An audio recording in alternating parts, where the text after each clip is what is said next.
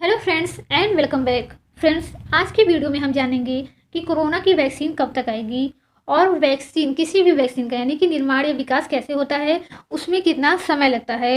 यानी ये वीडियो देखने के बाद आपको पता चल जाएगा कि कोरोना की वैक्सीन कैसे बनाई जा रही है और ये कब तक आ सकती है। तो कोई भी फ्रेंड्स वैक्सीन हो, उसको बनाने के लिए दो स्टेज होते हैं। एक होता है प्री क्लिनिकल स्टेज और दूसरा होता है क्लिनिकल स्टेज। यानी पहले स्टेज में क्या होता है कि हम क्या करते हैं, वैक्सीन का निर्माण करते हैं, और दूसरे स्टेज में क्या करते हैं, क्लिनिकल ट्रायल्स। यानी जो वैक्सीन हमने बनाया है उसको क्या करते हैं, ह्यूमंस पे ट्राई करके देखते हैं कि वो काम कर रहा है कि नहीं करता। इसी को हम कहते हैं क्लिनिकल ट्रायल्स। तो ये सबसे पहले समझते हैं कि प्री क्लिनिकल स्टेज क्या होता है। तो फ्रेंड, इसमें क्या होता है कि हम वैक्सीन का निर्माण करते हैं। तो वैक्सीन बनती कैसे है, तो जो वैक्सीन बनने का प्रोसेस है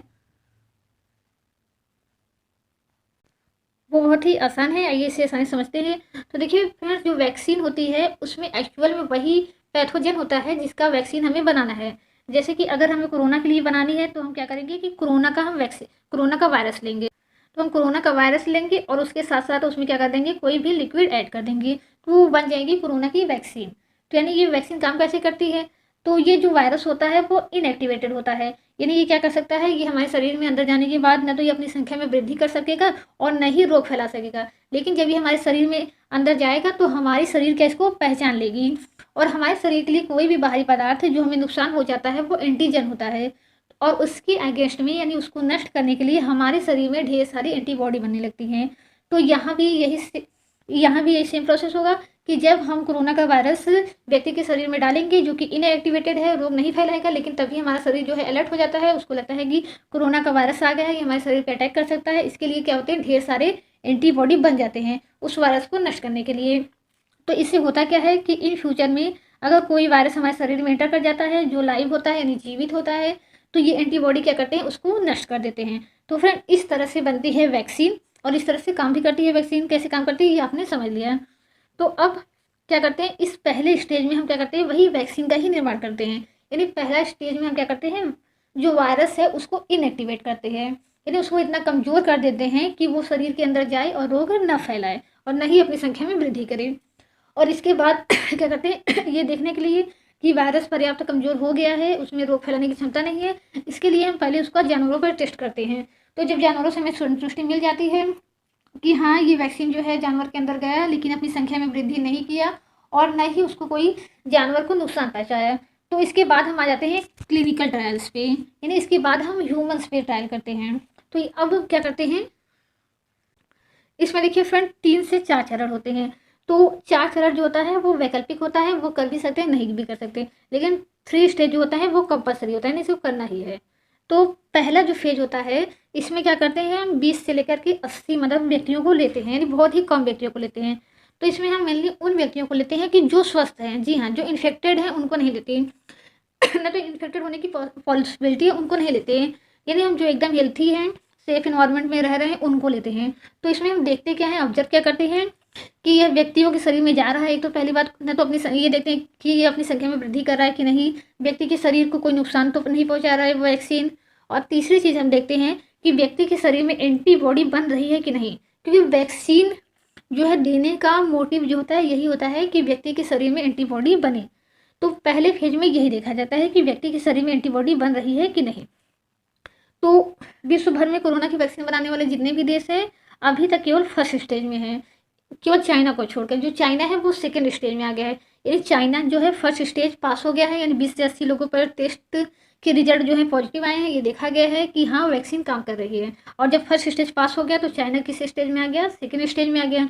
और सेकेंड स्टेज में हम क्या लेते हैं, इसमें हम 100 से 300 या 500 तक लोगों को लेते हैं। तो इसमें हम उन व्यक्तियों को चूज करते हैं जो इन्फेक्टेड हो सकते हैं, यानी जो ऐसे एरिया में रह रहे हैं जिनके आसपास कोई कोरोना का पेशेंट रह रहा है, तो यानी इनके इन्फेक्टेड होने की संभावना है। तो अब हम क्या करते हैं, इनको वैक्सीन लगाते हैं और कुछ समय बाद देखते हैं कि क्या इनको इन्फेक्शन हुआ कि नहीं।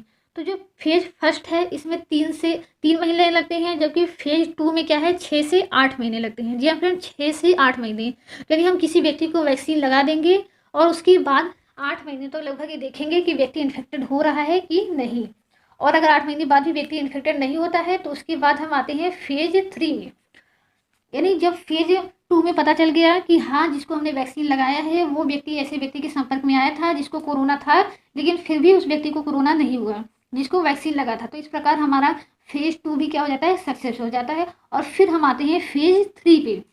तो आपके मन में ये सवाल हुआ होगा कि जब हम फेज 2 में ही हमें पता चल गया कि हाँ जो वैक्सीन है उसका कोई मतलब गलत इफेक्ट नहीं पड़ा है बॉडी पे, और एंटीबॉडी भी बन रही है, और वो एंटीबॉडी जो है कोरोना का वायरस जो शरीर से बाहर आ रहा है उसको नष्ट भी कर दे रहा है, यानी हमारी बॉडी में क्या हो रहा है, हमारी बॉडी सुरक्षित हो जा रही है इसके बावजूद कि हम कोरोना पेशेंट के साथ रह रहे हैं। तो फिर हमें थर्ड स्टेज में जाने की ज़रूरत क्यों पड़ रही है?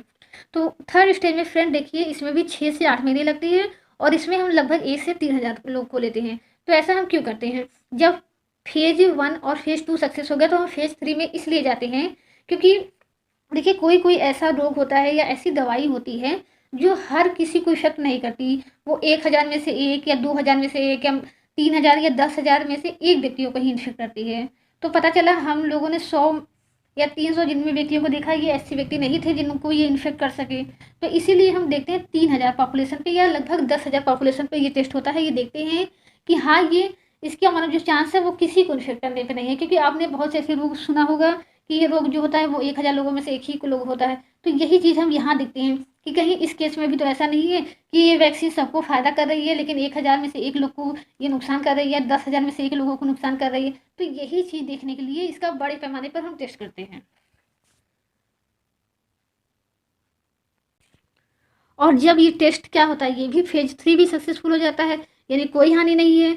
तो पूरा क्या होती है, जो भी एजेंसी इसको बना रही होती है पूरा डाटा कलेक्ट करती है, पूरा अपना रिकॉर्ड कलेक्ट करती है और पूरे दस्तावेज सहित एफडीए के पास भेज देती है। एफडीए क्या है? एफडीए अमेरिका की एक एजेंसी है जो वैक्सीन को रेगुलेट करती है, यानी वो ध्यान देती है कि वैक्सीन सही है कि नहीं। तो एफडीए के बाद किसके लिए आवेदन भेजा जाता है कि इस वैक्सीन हमने बना लिया है, आप इसके लिए अपनी स्वीकृति दे दीजिए। तो एफडीए पूरे दस्तावेज देखती है, उसको लगता है कि अगर हाँ सही है वैक्सीन तो अप्रूवल दे देती है। तो to confirm safety and effectiveness, तो यानी एफडीए कंफर्म कर देती है कि हाँ ये वैक्सीन सुरक्षित है और प्रभावी है। तो जब एक बार एफडीए की मोहर लग जाती है तो उसके बाद क्या होता है, फिर वैक्सीन का निर्माण होना शुरू हो जाता है। यानी एक बार एफडीए ने अनुमति दे दी कि हाँ वैक्सीन सही है, यानी इसके लिए एफडीए ने क्या किया, लाइंस जारी कर दिया। तो वे वैक्सीन क्या हो जाती है, इसका निर्माण शुरू हो जाता है, पैकेजिंग शुरू हो जाती है, और यह वैक्सीन क्या होती है, लोगों के लिए अवेलेबल हो जाती है। फेज 4 ये कंपलसरी नहीं होता, तो कंपनी चाहे तो इसके बाद भी वो लोगों को ऑब्जर्व कर सकती है कि वैक्सीन ठीक से काम कर रहा है कि नहीं। तो फ्रेंड्स इस तरह हमने देखा कि वैक्सीन का विकास कैसे होता है। तो पहले क्या करता है, वैक्सीन को इनएक्टिवेट करते हैं पहले स्टेज में, और सेकेंड स्टेज जो 3 चरणों से गुजरता है, सॉरी 3 फेजों से, उसमें क्या करते हैं, ह्यूमन पर ट्रायल्स करते हैं।